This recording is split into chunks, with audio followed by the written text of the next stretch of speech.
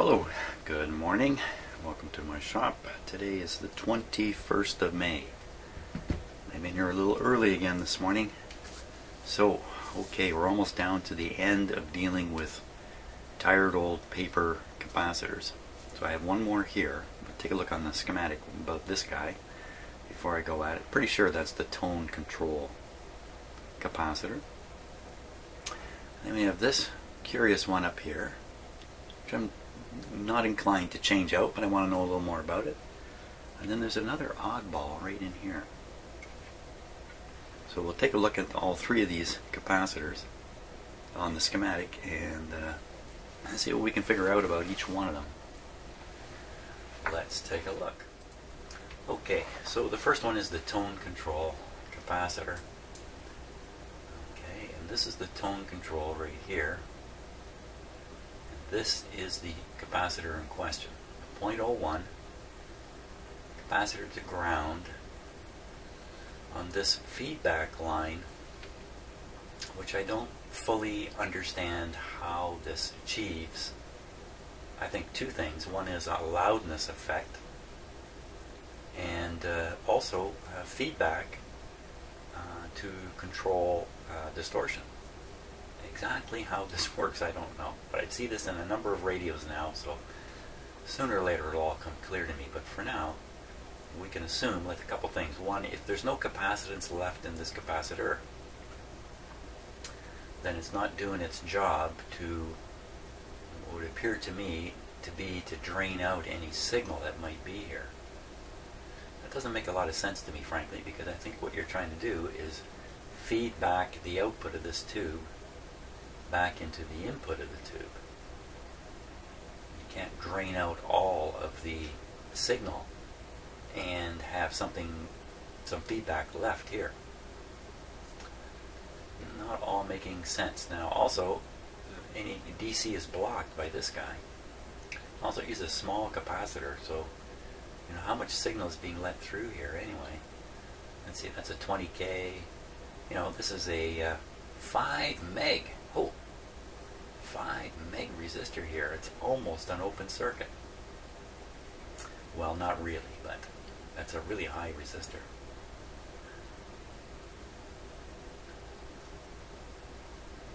Yeah, I guess when you move this control down to here, you now put it basically a solid ground on this line. There won't be any signal making it past. But at the same time, you're not drawing a huge amount because of this big resistor here, I guess. I don't really know. I don't know. Too much talking about stuff I don't know about. So we'll change this guy and see what happens. Now we're trying to fight a couple things. One is low output. Maybe this is implicated. I doubt it. And another one is this heterodyning tone that always shows up whenever I tune in a signal with the radio. Sounds like there's a BFO built into the radio. I don't think that can be affected by this at all. So that's that one. Now, the next one, the one we can call the bullet. The bullet, because it's a metal, looks like it's metal jacketed. So that's this one here. It says 80 on it, 80 picofarads, and I know on the capacitor it says 80 picofarads. So this is the guy. And he's intimately involved with the tuning capacitor, the part of the tuning capacitor that's controlling the local oscillator. This is the whole local oscillator circuitry here. These are the coils, different coils for different bands, and the capacitor. And this guy is hooked right onto him. Shouldn't there be a trimmer here? Here it is. Here's the trimmer. Trimmer on the switch. Trimmer that's not always in the circuit. Is there another trimmer somewhere? Here's another one. And then each one of these can be trimmed, each coil.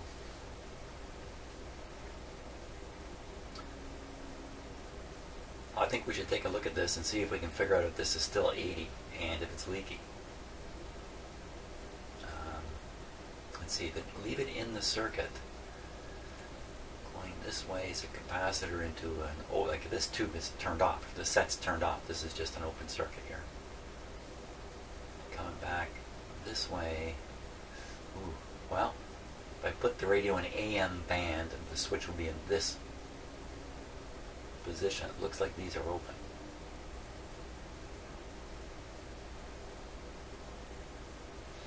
Come down this way. This is selecting one of these coils, the AM coil, I'm sure. And the other side comes back this way somehow. I don't know. Is this thing always in play? We seem to have, the broadcast band seems strong, the shortwave band seem weak, in contrast to what I may have mumbled in previous videos. This capacitor is only in the circuit for AM? How can it be? It's just wired right in here, solid. So unless it gets shorted out, I don't think how you can short this out, because you're moving coils. I don't know. Okay, so we'll measure this guy and see what's up with him. And now the last one, frankly, I'm not actually sure where that one is yet. Oh.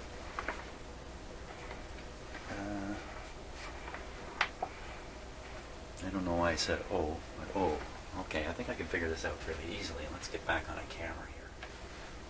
Okay, so it's this capacitor right in here. It's hooked up to this trimmer. This trimmer is almost certainly identified on the schematic here. Let me just take a quick peek on my own. So this trimmer is kind of in the middle of the radio towards the back.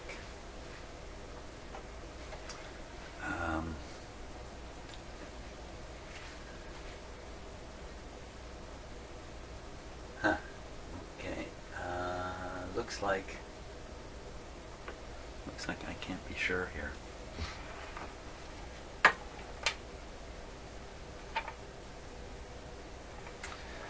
Okay, so these guys are not accessible from the top, only accessible from down here. So if they give you a view, they should give you a view from down here, but they only view on the schematic. So, okay, now let's just get things lined up here as best I can. So if we were looking down from the top, they would be more or less. I think it's got to be these two guys right here.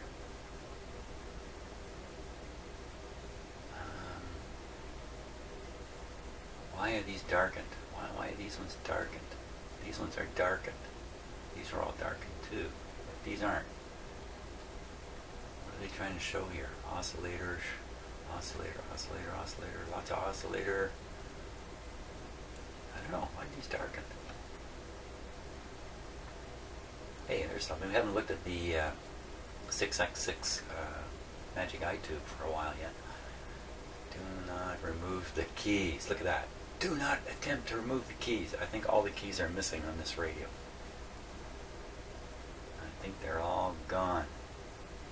Well, I don't see a hint here, but I think we can be pretty sure these are the two. So which one of the two? One of the two is the one on the volume control side of things. Okay, where's the volume? Here's the volume control. So it's this one. So, and this is the 1600 kilohertz oscillator. C8. Okay, when I go up to the schematic, I'm going to find C8. C8. C8 would be back here, wouldn't it? C8. Oh, there you are, right there. C8 1600 kilocycle oscillator aligning. Okay, but where is it? There's got to be an adjustable capacitor called C8. Oh. Okay. Where are you? C6. 7. It's right here in front of me. C9.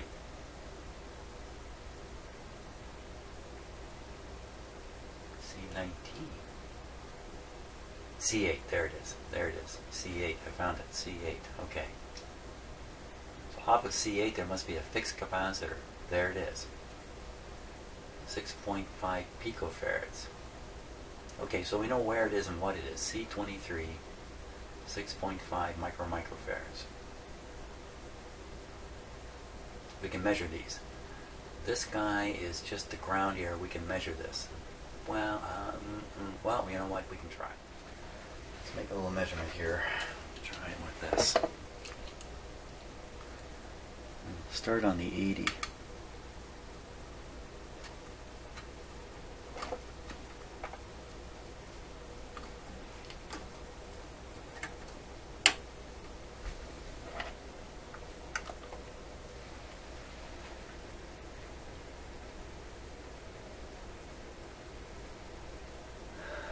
Well, this is suggesting it's a resistor here, a short circuit in fact. Huh, that's interesting. 0.02 ohms, short circuit. Maybe it's shorted out by the position of the band switch. Okay, so I think that's AM. Let's try it again. Switch off transistor. What? What happened there? What's that? Option here I've never seen before.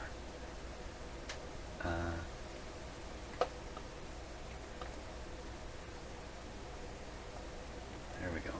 Hold it longer. Okay, now it sees it as a capacitor. It's supposed to be 80. Isn't it 80? It's 80 picofarads, isn't it? It's 80 picofarads, and this is showing it at 600 picofarads.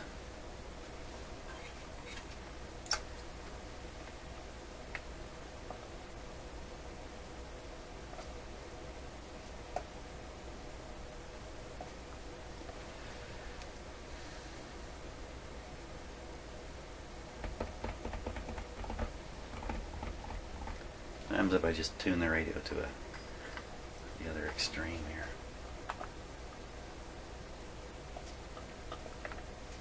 I don't know where this came from. Looks like I'm selecting transistor all the time. 200 picofarads this time, because I turned the the big tuning capacitor. 200.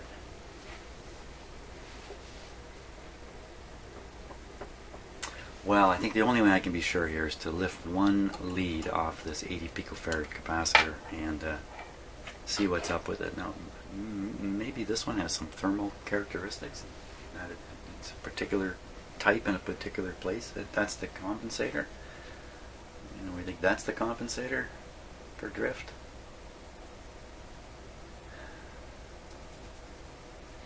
And my thinking, this is an add-in after they designed and started building the radio, and they realized it had a drift problem, so they pumped this into it. The drift could be caused by that, for all we know. I don't know. Who knows?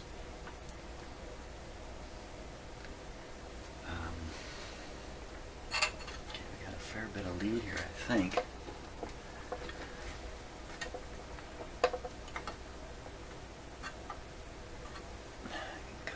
Cut it and resolder it.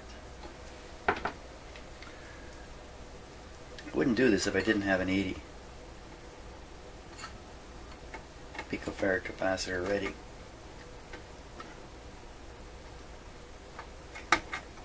Okay. Let's try it again with this one.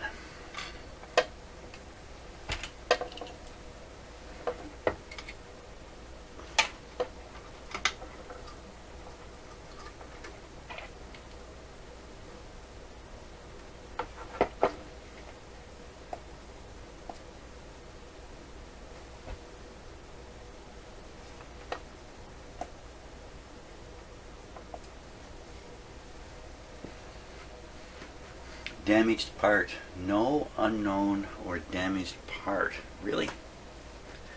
Make sure these connections are good. It could easily be that it just didn't make a connection there.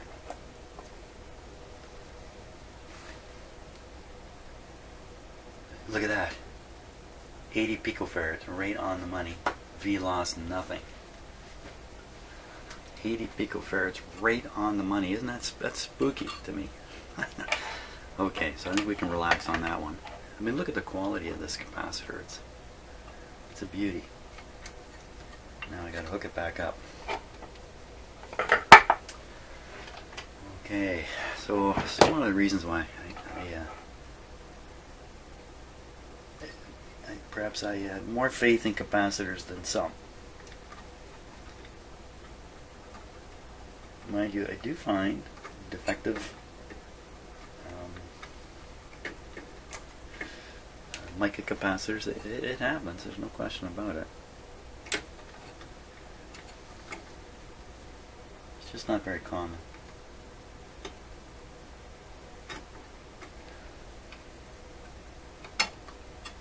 Popped it off.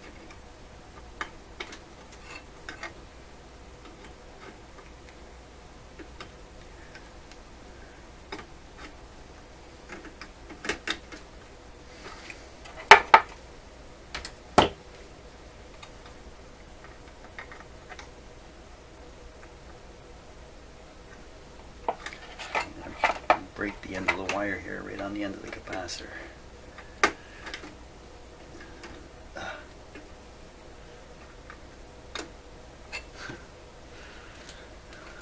running out of wire now.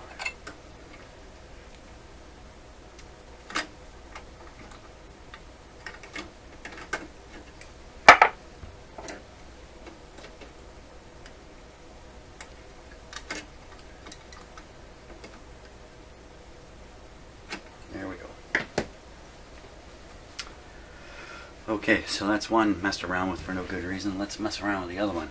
That's this one down here. Once again, it's hooked up to the circuit. Can't remember what I saw on the schematic. So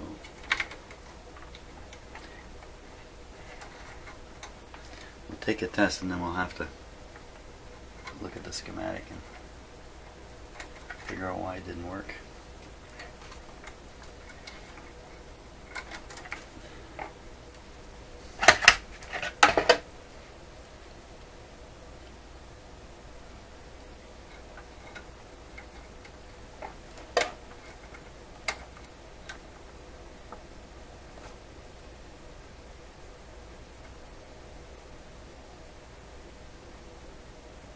Sees it as a resistor, almost a short.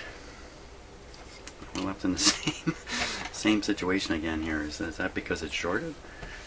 Or is that because it's in a circuit right now? So let's go back and look at the circuit diagram for that one. Okay, so now we're going to try to remember. Here it is here. It's right here. C8. No, C23.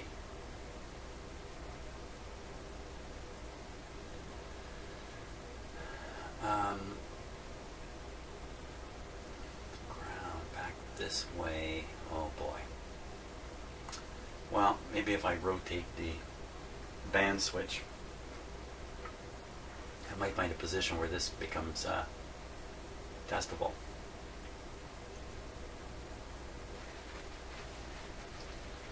Without cutting it out of the circuit. Band switch is at one extreme.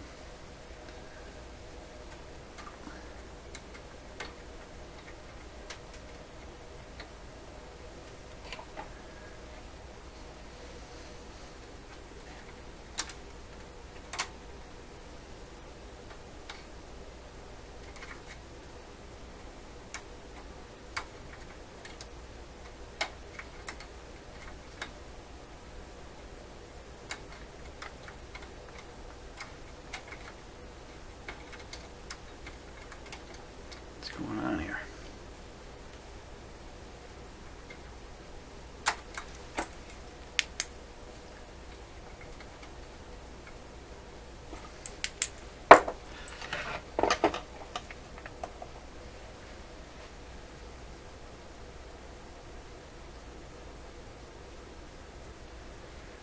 .64 this time. Okay, we'll change the band to band. Controls at one extreme.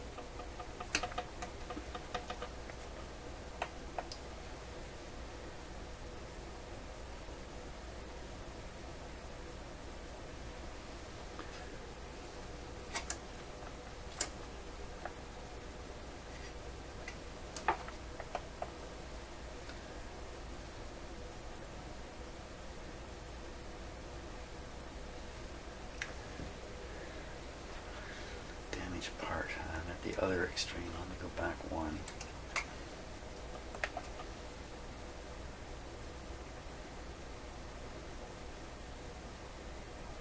Now we get a nice reading. 450 picofarad, and this is supposed to be 6. Measuring 6 picofarads is pretty tricky business. The leads here have a bit of a couple of picofarad sort of capacitance to them.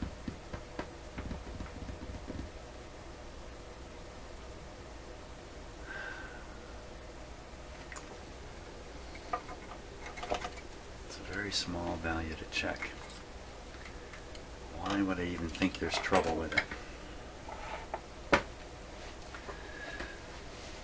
Because the radio doesn't work all that well, and I don't know why exactly. Let's take a closer look in here.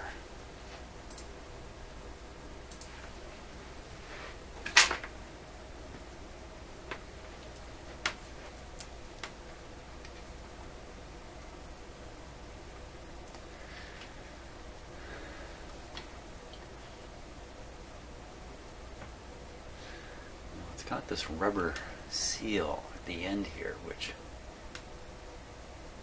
I can only imagine that it's dried out, no longer sealing.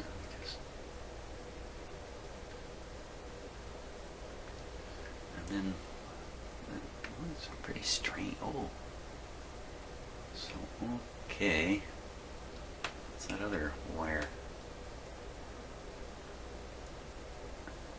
The wire looks a little weird. Let me get this camera off my hoist.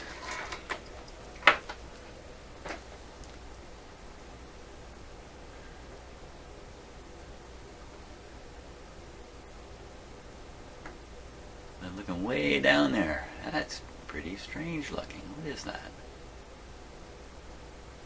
That wire, I can't really get.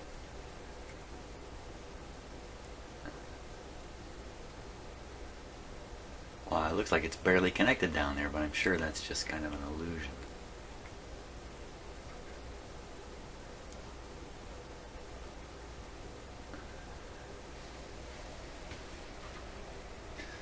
Let me refocus here. Ah. Hang on 1 second.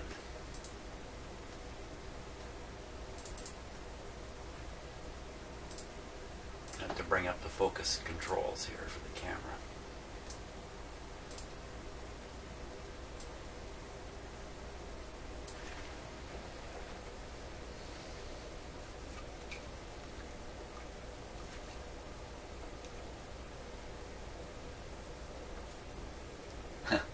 Looks a lot better when you see it in focus. Okay, no problem there. Of course, no problem. Just back to this capacitor. And the lead, interestingly enough, you notice the leads here, they go like this one here, goes through the hole, and see down below the lead from the capacitor we're checking out, goes through the hole, and is soldered on this side. Very, very carefully soldered on this side.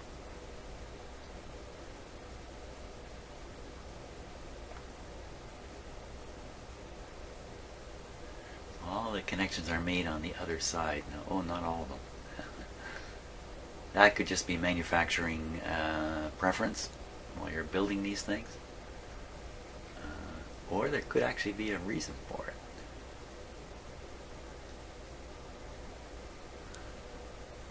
Well, there is a reason for it. You can't forget to solder that back. I'm going to have to cut this one free. I think I'm going to cut the grounded end. Again, I have replacements, so I'm not worried. We'll cut the grounded end and test it. My guess is there is nothing wrong with this capacitor, but it does have that rubber seal, unlike the other one. The first one we tested doesn't rely on rubber. Okay, we'll shear them off. Wow, means I have to push the wire through, and I got to manage to solder it back onto this plate. I think I'm going to leave a tail to solder against. Probably replace this capacitor anyway. In fact, with that in mind, I'll leave more of a tail.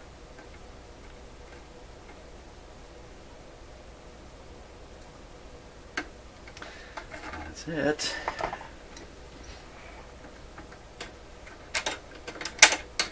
Well, if I'm going to replace it, I might as well pull it right out entirely now. Wow, it's really... The way they made the connection from here to here is... It's not a wire, it's more like a bracket.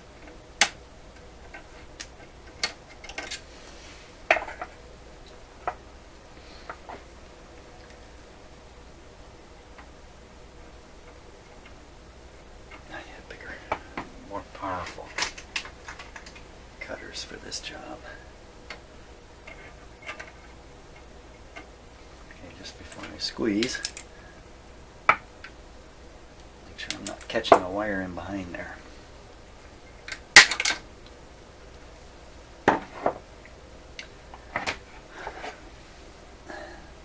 One taste of freedom, and that capacitor has made a run for it. Successfully hid. You can run, but you cannot hide. There he is, way back there. In amongst all the wires. There he is.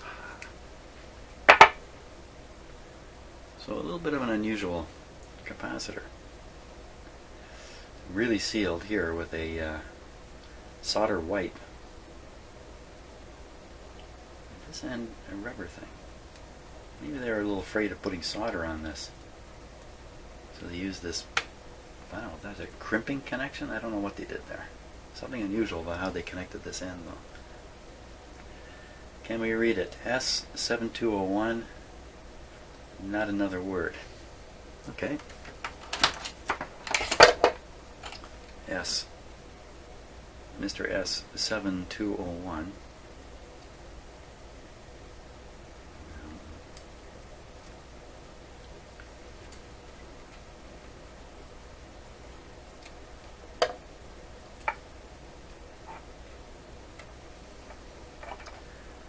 So 6.5 was it? 6.8? Whoops. Come right off.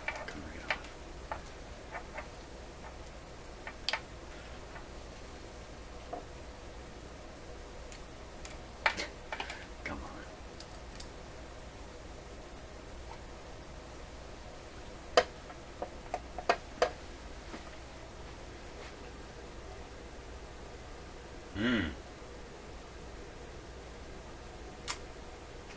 Oh, that was interesting. This looks like an open circuit to the, I believe it's suggesting it's an open circuit there. Tiny amount of capacitance, so.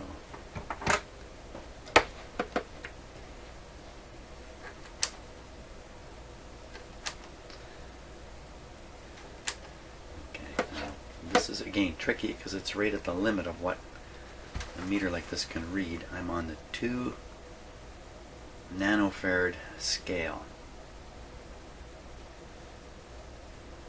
So I think if I had a 1 or a 2 out here, that would be 1 or 2 nanofarads. It should be 1,000 picofarads. If we go down, I would interpret this as being 6 picofarads. Exactly what it's supposed to be. 6 picofarads. Well, let's go further here. We'll stick it on this other tester.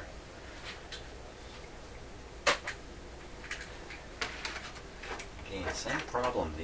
Like if I use these long leads here, they have more than 6 picofarads of capacitance in them. Making a very small measurement. I need some very short leads here. I think I have some somewhere. Okay, let me hunt down some leads here. Okay, I'm soldering a little extension on the capacitor here because I couldn't get it in the tester.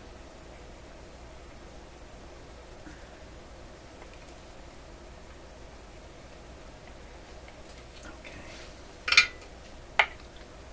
there we go.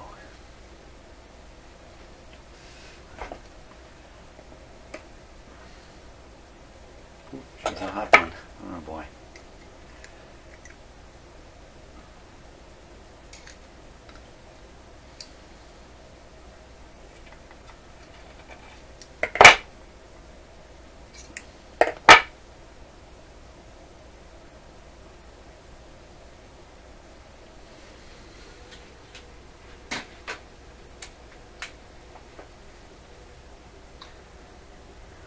Unnecessarily long. I want this to be as short as possible. I'm going to try to read a small capacitor. I need as little lead wire as possible here. Let's try that.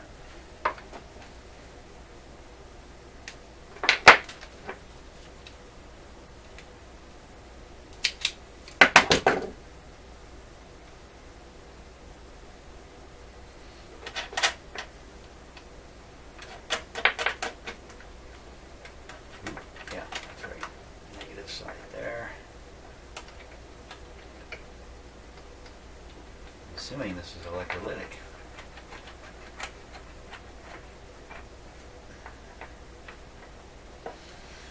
Okay, it's on there. First we'll check it for leakage, and then we'll try to measure the capacitance now. How low will this go? I mean, this is right down in the lowest ranges you can read because of lead capacitance problems. Well, we'll worry about that in a minute. Here we go. 25 volts. Like new. It's like it's not even connected. 150. Zero leakage indicated here. Could be because there's zero capacitance because it's open. I read 6 on the other meter. I read what it's supposed to read on the other meter. Now we'll try. Okay, so the lowest reading here is 0.00001, so 10. So the lowest reading on this is, by my reckoning, 10 picofarads.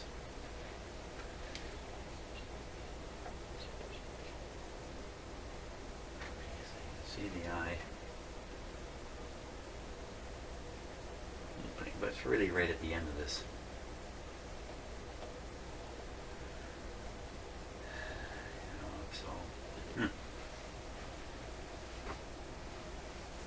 Well, I think the smartest thing to do is put a new capacitor in there, even though this is a very specialized looking capacitor. I think that's what I'll do. I'm gonna see, this guy's shot now. I've cooked him, and he's out of the picture. So it was 6.8, I believe. And that's what I'll fish out and stick in there. Well, I'm kind of regretting that I fiddled with that capacitor, because here's what I've got to do to replace it. I've got to put 2 in, a 5 and a 1 to make it to 6. I was just going to put the 5 in, but in thinking about it, that's even though 5, 6, what's the difference there? Well, that's quite a difference. That's a 20% difference in what looks like a tuned circuit area. So I got to do this to get back to 6. On the schematic it says 6.5. I should have left it all alone.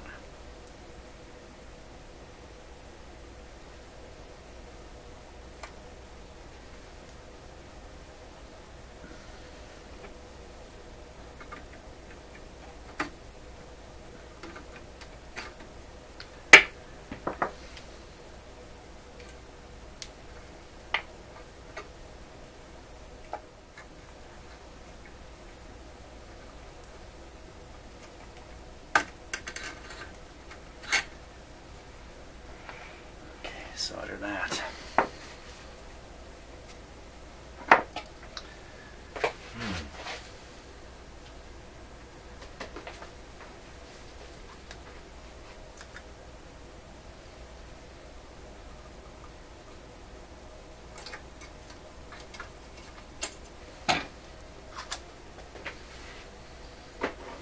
Okay.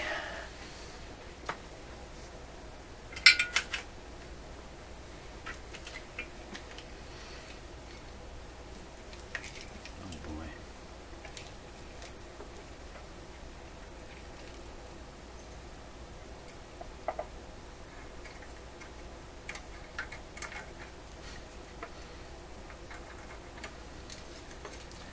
Just about impossible.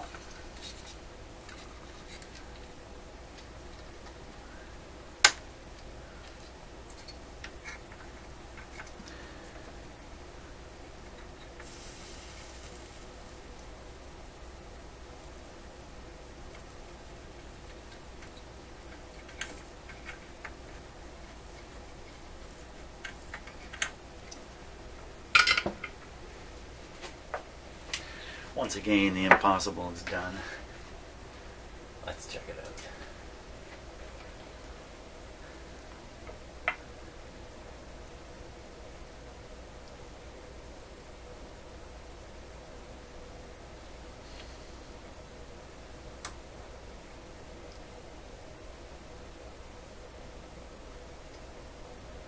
It's hard to tell.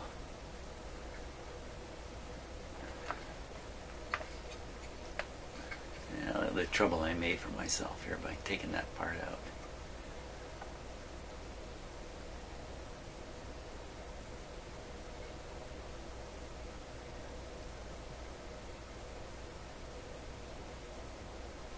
Well, doesn't look very good.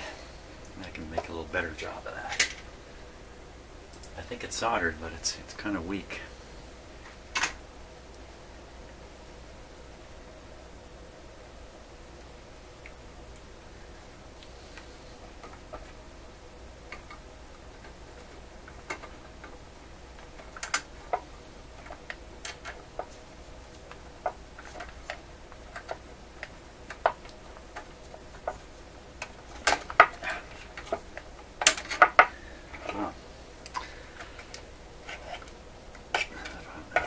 Weak enough it would come off during that, but it didn't. It's better than I think.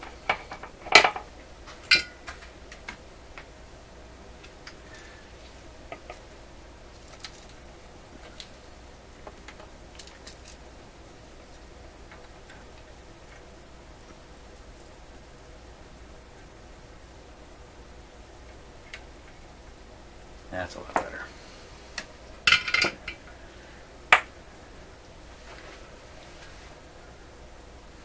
Okay, we should take a peek at the upper connection too.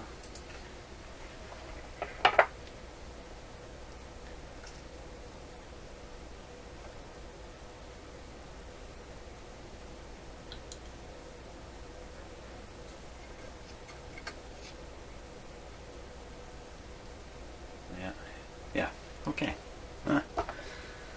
Okay, so basically I've discombobulated the radio and then recombobulated it back. I'll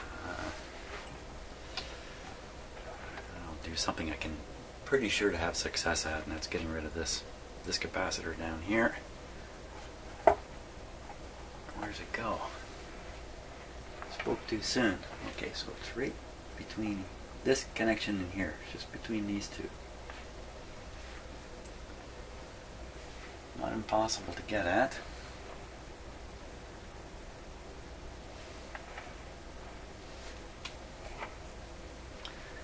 Like I say, I think this is the tone capacitor.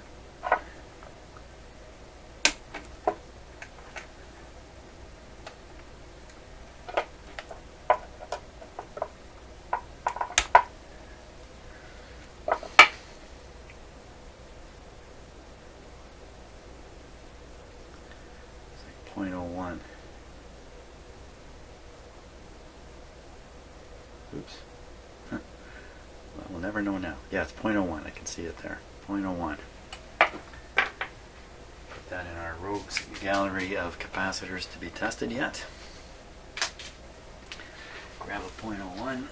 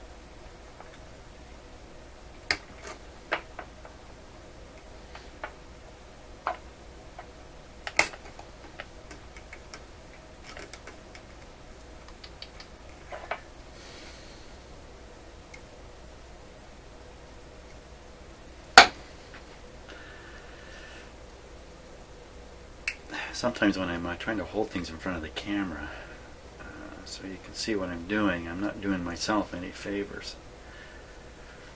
I don't think that'll go on.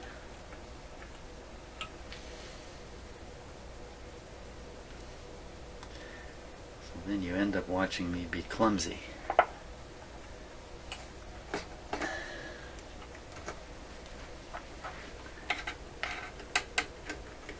That's my excuse.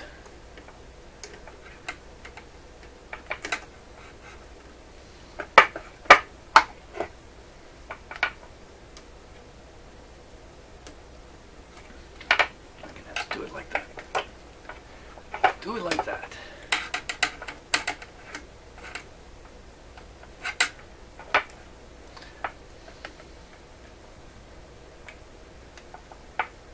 There we go.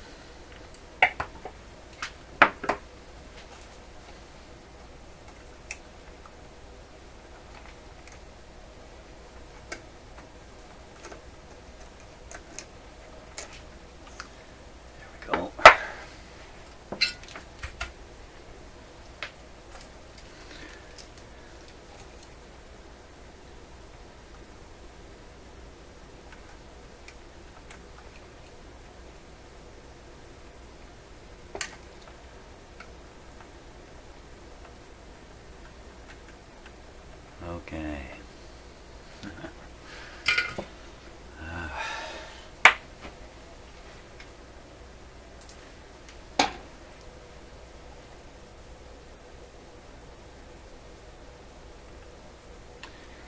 Good.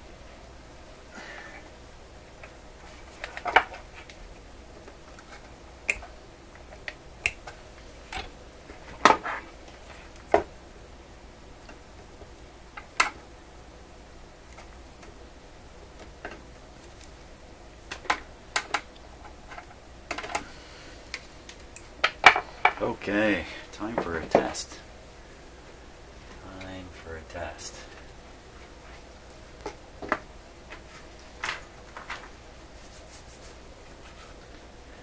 Okay, we still have the outdoor antenna on.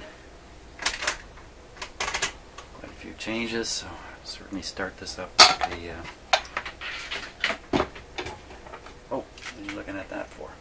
Look at that.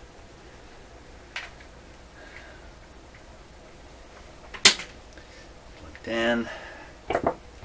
Excess tools away. Emergency exit ready to go. I don't have a fire extinguisher handy. I don't keep it in here. I have one in the house, but it's not here. I suppose I should maybe have it in here. Okay. Not that I plan to set any fires off. I think we're all set for fire. It's just good to straighten up before powering up. Okay, here we go. Okay, dim lights behave normally. Good. Full power, volume's down.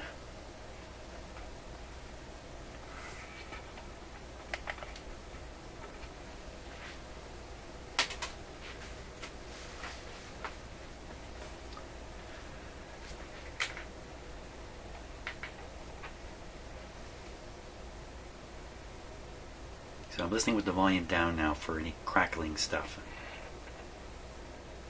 Hear a little bit. Again, that could be tubes moving in their sockets. Who knows? It's pretty quiet now compared to how it used to be, though. And maybe that's a bad sign. Let's turn it up. Ooh, what was that? Clunk.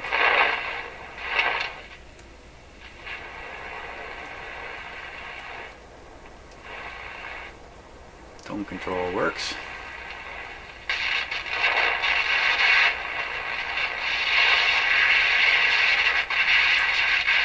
Volume down. That weird stuff. Okay, let's do a little tube wiggling here. Output tube. Nope. Microphonic tube here. Ah, do you hear that? Microphonic means the components in the tube are a little loose, can move, and that could be causing. That doesn't sound too good. What tube is that? What tube am I fooling around with here? That would be that's the 6B6 that's been replaced by an alternate tube. Oh boy. I still haven't checked to see if I have any 6B6s, but I kind of doubt it. So if this tube is the cause of trouble, I'm not sure what I'm going to do. Okay. What do we hear? Let me tune this guy. The volume up? No.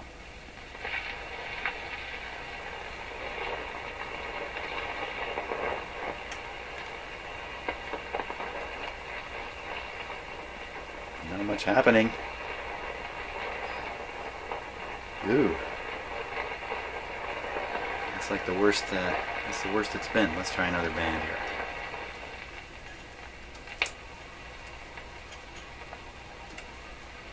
Okay. I think this is the AM band.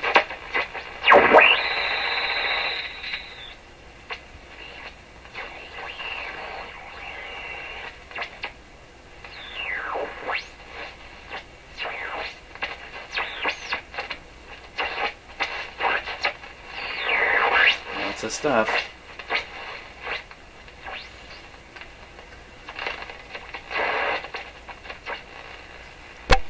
Let me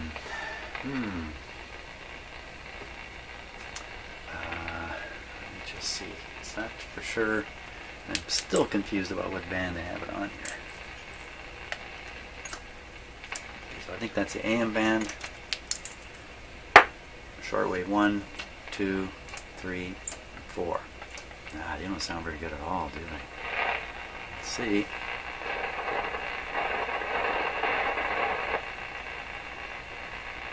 Wow, it's like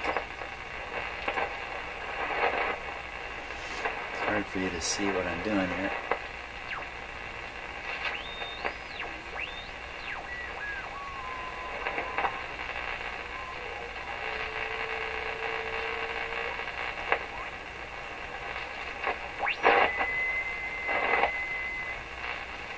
What a mess. I don't know what to make of that. Should be stuff to receive on this band.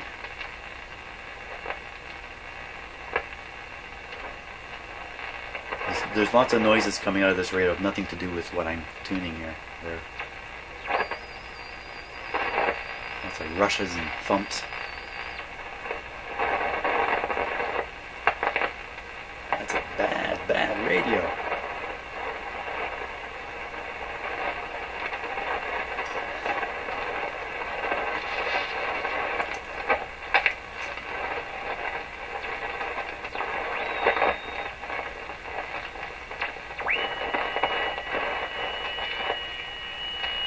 So there's a signal behind that tone. Let's see if I can get it in.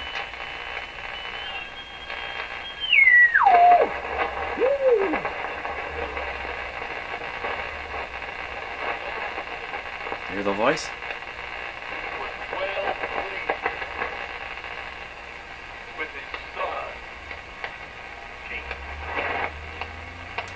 Now that low hum, that's that heterodyne thing.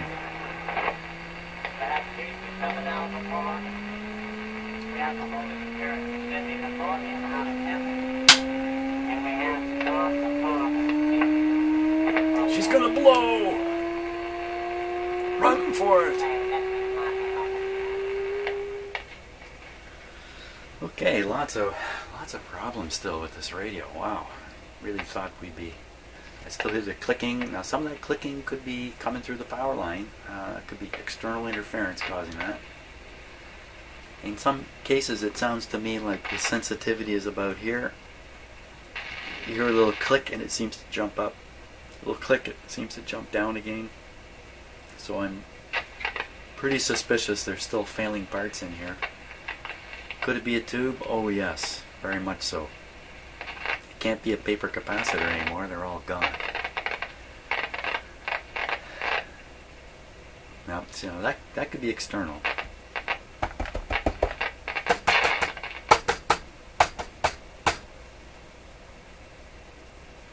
I fixed it. No, it didn't. Okay, so things are going to get a little more challenging from here, I think, as we try to sort out why it makes these sounds and why it's not receiving. Okay, but we know it has nothing to do with paper capacitors anyway. Okay, well, thanks so much for watching, and we'll see what happens. See what happens on the next video. See ya.